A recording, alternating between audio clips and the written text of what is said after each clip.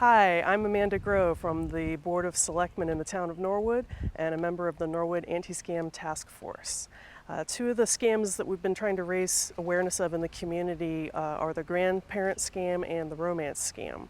The grandparent scam, a scammer will usually try to reach out to you through your phone or through other methods to try to convince you that your grandchild or maybe your child is in trouble. Maybe that they'll claim that they're currently in need of bail money or that they've been in a horrible accident and the only solution is for you to give them money. And so usually with these scams, the big red flag is the fact that someone is trying to pressure you with an unsolicited call, trying to get you to give them money or trying to convince you to purchase gift cards, or they might ask you to try to go and get bitcoins. But the point of the transaction for them is to convince you to do something that you don't want to do, that you might not have done if you weren't sort of in a aroused emotional state where you're worried about the safety of your loved one.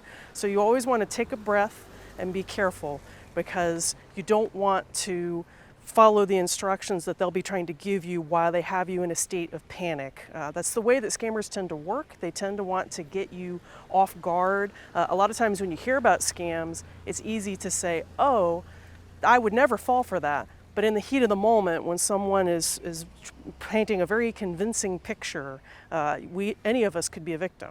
Another scam we're trying to raise awareness of is romance scams, and these scams involve someone trying to establish a friendship and then eventually what seems like a romance with you. Usually it'll be through a phone, through texts, through online places like social media sites, and as they lure you into this seeming romantic relationship, eventually they start asking you to send them money.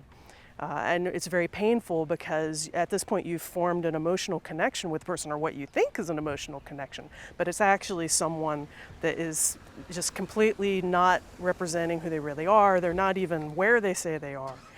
So you want to be very careful about these types of scams where they're trying to form an emotional connection to you. To, again, the red flags are asking for money, asking for more money.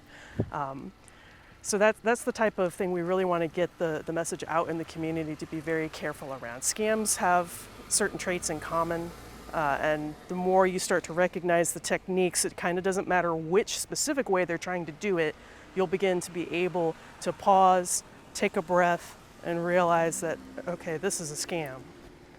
If you think that you have been a victim of a scam, or you know of someone, a friend or a relative who thinks it's been a scam, make sure that you reach out. You can contact the Norwood Police on the business line. And if you think that you're not sure if something is a scam, you can also ask questions of the Norwood Anti-Scam Task Force. The task force's email is nastf@norwoodma.gov.